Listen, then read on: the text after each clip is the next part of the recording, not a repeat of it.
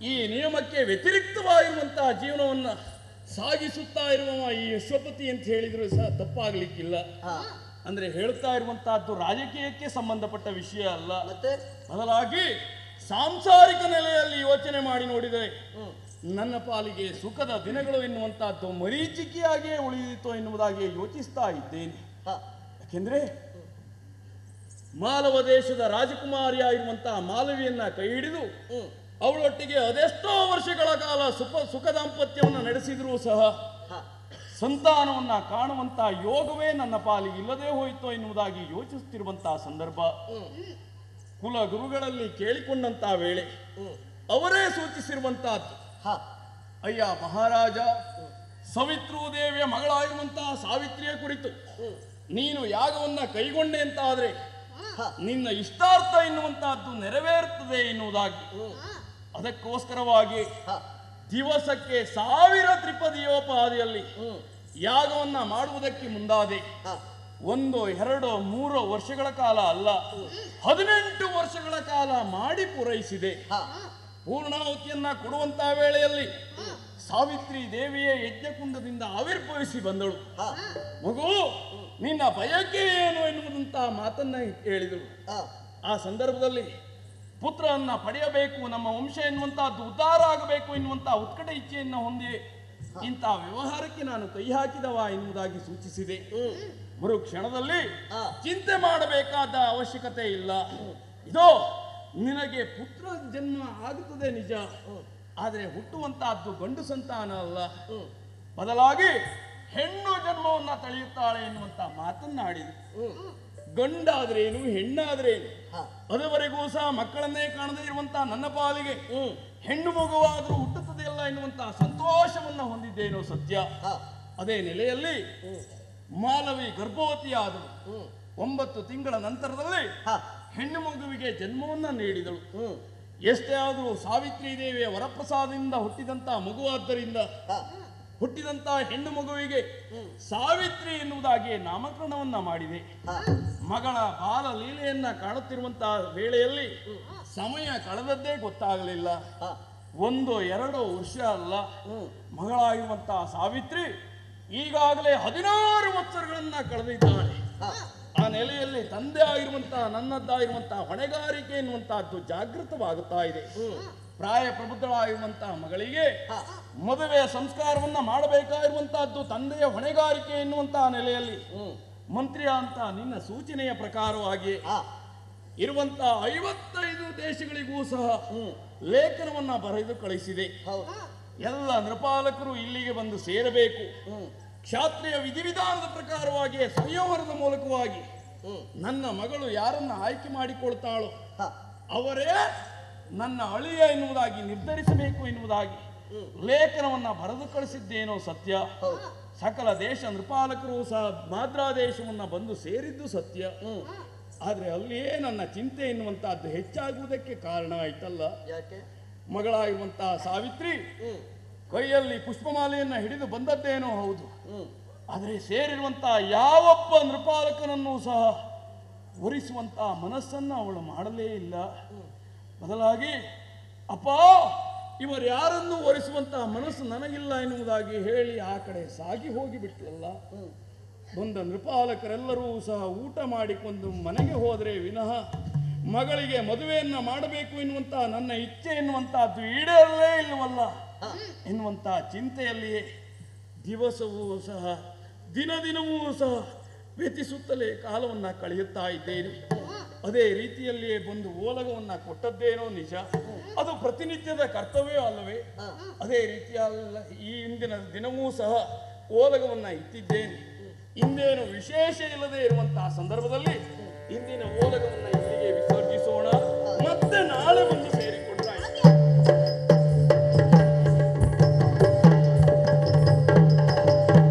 ಪೂರ್ಣಿಮಾ ವ್ರತ ಪೂಜೆ ಪೂರ್ಣವಗೊಳಿಸಿ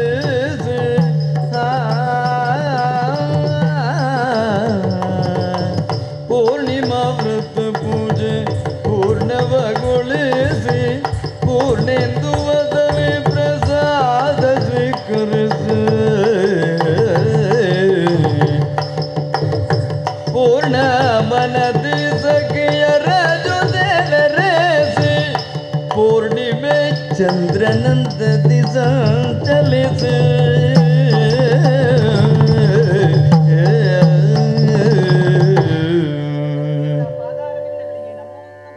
ಶುಭವಾಗಲಿ ಎದ್ದೇಳು ಮಗಳೇ. ಮಗಳೇ ಬಾಬಾ ಮೋಹದರ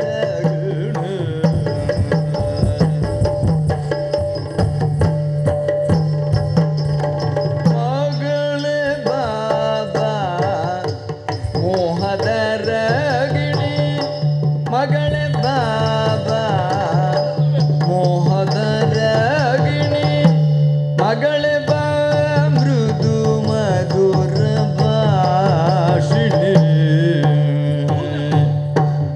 ಮಗಳೇ ಬಾ ಮೃದು ಮಧುರ ಭಾಷಿಣಿ ಮಗಳೇ ಬಾ ಮೃದು ಮಧುರ ಭಾಷಿಣಿ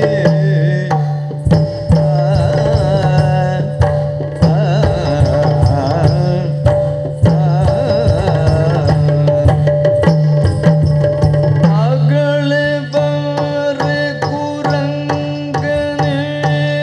ನಿನ್ನಗಲೇ ಬೇಸರಯನ್ನುತ್ತ ಮಗಳೇ ಬಾ ಕುರಂಗನೇತ್ರೆ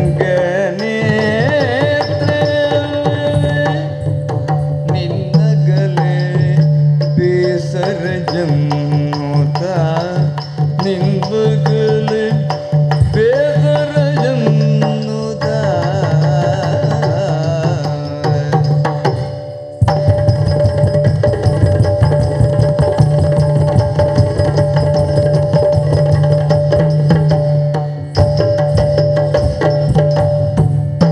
ಮಗಳೇ ಬಾರೆ ಕುರಂಗನೇತ್ರೆ ನಿನ್ನಗಲೇ ಬೇಸರ ಎನ್ನುತ್ತ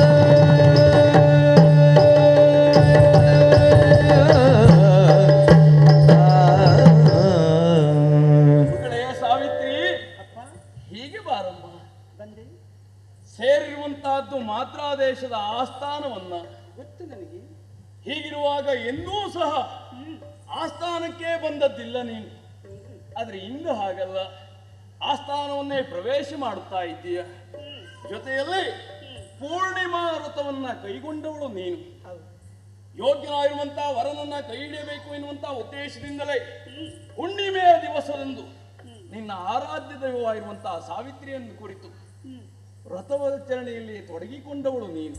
ಸರಿ. ಹೀಗಿರುವಾಗ ಅಂತಹ ಪೂರ್ಣಿಮಾ ವ್ರತವನ್ನ ಪೂರ್ಣಗೊಳಿಸಿ ಪ್ರಸಾದವನ್ನ ತಂದು ನೀಡುತ್ತಾ ಇದ್ದೀಯ. ಪ್ರಸಾದವನ್ನ ಸ್ವೀಕರಿಸುವುದರ ಜೊತೆಯಲ್ಲಿ ನಿನ್ನ ಮುಖವನ್ನ ನೋಡ್ತಾ ಇದ್ದೇನೆ. ಆಹ ಆಹ ಆಹ, ಎಂತಹ ದಣಿದಂತಹ ಮನಸ್ಸಿದ್ರೂ ಸಹ ನಿನ್ನ ಮುಖವನ್ನ ಕಂಡ ಮರುಗಳಿಗೆಯಲ್ಲಿ ಅದೆಲ್ಲವೂ ದೂರ ಆಯಿತು ಎನ್ನುವುದಾಗಿ ಅನಿಸುತ್ತಾ ಇದೆ. ಹೆಚ್ಚೇಕೆ ನಮ್ಮ ವಂಶ ಯಾವುದು ಹೇಳು? ಸೂರ್ಯವಂಶ. ಅಂತಹ ಸೂರ್ಯವಂಶದಲ್ಲಿ ಜನ್ಮ ತಾಳದಿರುವಂತಹ ನಾವು ಸೂರ್ಯನ ಪ್ರಭೆಯೋಪಾದಿಯಲ್ಲಿ ನಿನ್ನ ಮುಖಾರವಿಂದ ಎನ್ನುವಂತಹದ್ದು ಅರಳಿ ನಿಂತಿದೆ. ಸೂರ್ಯನ ಕಾಂತಿಯನ್ನ ಮೀರಿಸುವಂತಹ ಮುಖ ನಿನ್ನದ್ದು. ಅಂತಹ ಮುಖವನ್ನ ನೋಡಿದಾಗ ನಮಗೂ ಸಹ ಸುಖ ಉಂಟಾಗುತ್ತಾ ಇದೆ ಅಂತ ಹೇಳಿದ್ರೆ ಖಂಡಿತವಾಗಿಯೂ ತಪ್ಪಾಗಲಿಕ್ಕಿಲ್ಲ. ಜೊತೆಯಲ್ಲಿ ನಯನದ್ವಯಗಳು ಕುರಂಗ ನೇತ್ರೆ ಎನ್ನುವುದಾಗಿಯೇ ಹೇಳಿದರೆ ತಪ್ಪಾಗಲಿಕ್ಕಿಲ್ಲ ತಾನೆ. ಅಂತಹ ನೀನು ಮೃದುವಾದಂತಹ ಮಾತುಗಳ ಮೂಲಕವಾಗಿ ಈ ಕಡೆಗಾಗಿ ಧಾವಿಸಿ ಬರ್ತಾ ಇದ್ದೀಯ. ಮಗಳೇ, ಇಂತಹ ಮಗಳನ್ನ ಪಡೆಯುವಂತಹ ಯೋಗ ನನ್ನ ಪಾಲಿಗೆ ಇತ್ತು ಎನ್ನುವುದಾಗಿ ಸಂತೋಷವನ್ನು ಅನುಭವಿಸ್ತಾ ಇರುವುದೇನೋ ಸತ್ಯ. ಆ ಸಂತೋಷದ ಜೊತೆಯಲ್ಲಿ ಚಿಂತೆ ಎನ್ನುವಂತಹದ್ದು ಹೆಚ್ಚಾಗುತ್ತಾ ಇದೆ ಮಗಳೇ. ಯಾಕೆಂದ್ರೆ ಒಂದು ಕ್ಷಣವೂ ಸಹ ನಿನ್ನನ್ನು ಅಗಲಿ ಜೀವನವನ್ನು ಸಾಗಿಸುವಂತಹ ಯೋಗ್ಯತೆ ಎನ್ನುವಂತಹದ್ದು ಈ ಅಶ್ವಪತಿ ಇಲ್ಲ ಮಗಳೇ. ಆದರೆ ಏನು ಮಾಡೋಣ ಹೇಳು? ನನ್ನ ಕರ್ತವ್ಯ ಎನ್ನುವಂತಹದ್ದು ಜಾಗೃತವಾಗಿರುವಂತಹ ವೇಳೆಯಲ್ಲಿ ನಿನಗೆ ವಿವಾಹವನ್ನ ಮಾಡಬೇಕಾಗಿರುವಂತಹದ್ದು ನನ್ನ ಕರ್ತವ್ಯವಾಗಿತ್ತು. ಆ ನೆಲೆಯಲ್ಲಿ ಮುಂದಾದದ್ದೇನೋ ಸತ್ಯ. ಆದರೆ ಆದರೆ ಏನ್ ಮಾಡಲೇ ಮಗಳೇ? ಅಪ್ಪ ಚಿಂತಿಪುದೇತಗೆ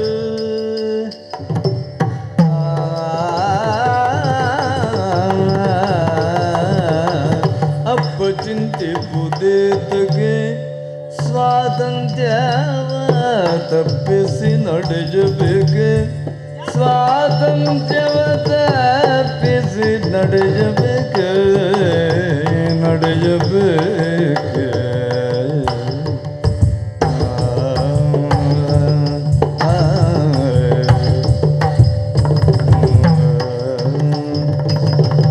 ಅಪ್ರತಿಹತ ದೈವ ತೆಕ್ಕೆಯೊಳ್ ಜಗವೆಲ್ಲ ಅಪ್ರತಿಗತ ದೈವ ತೆಕ್ಕೆಯೊಳ್ ಜಗವೆಲ್ಲ ಇಪ್ಪುದರಿತು ಸುಮ್ಮನಪ್ಪ ನಿಪ್ಪುದ ಬಿಟ್ಟು ಇಪ್ಪುದರಿತು ಸುಮ್ಮನಪ್ಪ ನಿಪ್ಪುದ ಬಿಟ್ಟು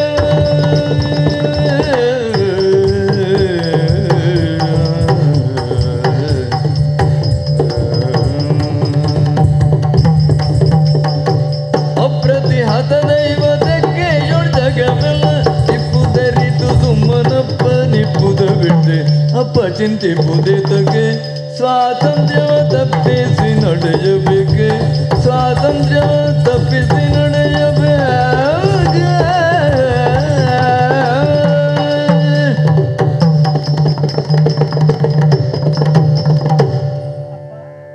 ಮಗಳೇ, ಮುದ್ದಿನ ಮಗಳನ್ನ ಹೊಗಳುವಾಗ ನಿನಗಿರುವ ಉತ್ಸಾಹವನ್ನ ಕಂಡೆ. ಹೆತ್ತವರಿಗೆ ಹೆಗ್ಗಣ ಮುದ್ದಂತೆ ನಾನು ಇರುವುದನ್ನ ಕಂಡಾಗ ನಿನಗೆ ಸಂತೋಷವೇನೋ ಆಯಿತು. ಆದರೂ ಚಿಂತೆ ಚಿಂತೆ ಚಿಂತೆ ಚಿಂತೆ. ಪಕ್ಕವನ್ನ ಮುರಿದುಕೊಂಡು ಗಿಣಿಯು ತಲೆ ತಗ್ಗಿಸಿಕೊಂಡು ಕುಳಿತುಕೊಂಡ ಹಾಗೆ ನೀವು ಕುಳಿತುಕೊಳ್ಳುವುದನ್ನು ಕಂಡಾಗ ನನಗೆ ಆಶ್ಚರ್ಯವಾಗ್ತಾ ಇದೆ. ಇದು ಮೋಹಕ್ಕೆ ಸಂಬಂಧಪಟ್ಟದ್ದು. ಮಗಳು ಎನ್ನುವ ಮೋಹಕ್ಕೆ ಒಳಪಟ್ಟಾಗ ದಾರಿ ಕಾಣದೆ ತಲೆ ತಗ್ಗಿಸಿ ಕುಳಿತುಕೊಂಡವರು ನೀವು. ನಾನು ಒಂದು ಮಾತು ಹೇಳಪ್ಪ, ನನ್ನನ್ನು ಪಡೆಯುವುದಕ್ಕಾಗಿ ನೀವೆಷ್ಟು ಶ್ರಮ ಪಟ್ಟಿದ್ದೀರಿ, ಸತ್ಯ, ಎಷ್ಟೊಂದು ನಿರೀಕ್ಷೆಯನ್ನು ನನ್ನ ಮೇಲೆ ಇಟ್ಟುಕೊಂಡಿರಿ ಎನ್ನುವುದನ್ನು ನಾನು ಅರ್ಥ ಮಾಡಿಕೊಂಡವಳು. ನಿಮ್ಮ ನಡೆಯಂತೆಯೇ ನಾನು ನಡೆದುಕೊಂಡು ಬದುಕನ್ನು ಸಾಗಿಸುತ್ತಲೇ ಇದ್ದವಳು. ಈ ಮುಂದಿನ ದಿವಸ ವ್ರತವನ್ನ ಪೂರೈಸಿ ಪ್ರಸಾದವನ್ನು ನಿಮ್ಮಲ್ಲಿಯವರಿಗಾಗಿ ತರದುವುದಕ್ಕೆ ಕಾರಣ ನೀವು ಸಂತೋಷವಾಗಿರಬೇಕು, ನೆಮ್ಮದಿಯಿಂದ ಇರಬೇಕೆನ್ನುವ ಕಾರಣಕ್ಕಾಗಿ ಪ್ರಯತ್ನ ಪಟ್ಟಿಲ್ಲವೇ? ಬೇಕಾದಷ್ಟು ಪಟ್ಟಿದ್ದೀರಲ್ಲ, ನಿಮಗೆ ತಿಳಿದೇ ಇದೆ. ಫಲ ಮಾತ್ರ ದೊರೆಯಲಿಲ್ಲ. ಇರುವುದನ್ನ ಬಿಟ್ಟು ಇಲ್ಲದೇ ಇರುವುದರ ಬಗ್ಗೆ ಯಾಕೆ ಚಿಂತೆ? ಬೇಡ, ಬಿಟ್ಟು ಬಿಡಿ. ಬೇಕಾಗಿಲ್ಲ. ಇಷ್ಟು ದಿನಗಳ ತನಕ ನೀವು ನನ್ನ ಬಗ್ಗೆ ಯೋಚಿಸಿದ್ದೀರಲ್ಲ, ಪರಿಶ್ರಮವನ್ನ ಪಟ್ಟಿದ್ದೀರಿ. ಫಲಿತಾಂಶದ ಬಗ್ಗೆ ಯೋಚನೆ ಯಾಕೆ? ಚಿಂತೆ ಬಿಟ್ಟು ಬಿಡಿ. ನಿಮ್ಮಷ್ಟಕ್ಕೆ ನೀವು ಹಾಗೇ ಇರಿ. ಕಾಲ ಕೂಡಿ ಬಂದಾಗ ಎಲ್ಲವೂ ನಡೀತದಪ್ಪ. ಇಷ್ಟೆಲ್ಲ ನಾನು ಚಿಂತೆ ಪಡುವುದಕ್ಕೆ ಕಾರಣ ಇಲ್ಲ ಅಂತ ಭಾವಿಸಿಕೊಂಡೆ. ಏನ್ ಕಾರಣ ಉಂಟು ಮಗಳೇ. ಋತುಕಾಲ ಬಳಸಿಕೊಳ್ಳಲಾರದಿರುವ ಪತಿಯು ಋತುಕಾಲ ಬಳಸಿಕೊಳ್ಳಲಾರದಿರುವ ಪತಿಯು ಪಿತನಳಿದಿರಲ್ ತಾಯ ಪೊರೆಯಲಾರದ ಸುತನು ಪಿತನಳಿದಿರಲ್ ತಾಯ ಪೊರೆಯಲಾರದ ಸುತನು ಸುತೆಯಳ ವಿವಾಹ ಗೈವುದಕ್ಕಾಗದ ಜನಕ ನಿಂದ್ಯರೆಂಬುದು ನಿಗಮವೋ ಸುತೆಯಳ ವಿವಾಹ ಗೈವುದಕ್ಕಾಗದ ಜನಕ ನಿಂದ್ಯರೆಂಬುದು ನಿಗಮವೋ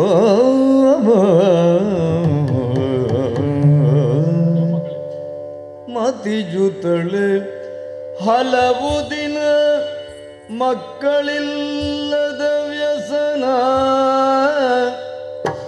ಮತಿಜುತಳೆ ಹಲವು ದಿನ ಮಕ್ಕಳಿಲ್ಲದ ವ್ಯಸನ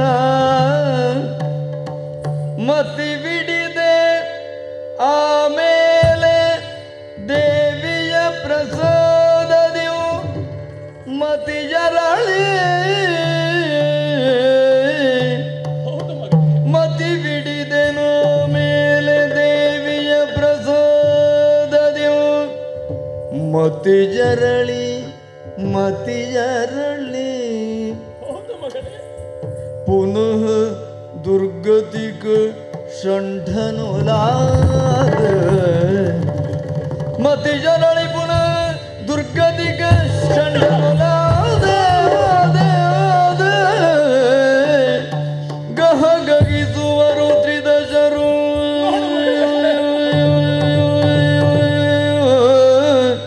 ಆ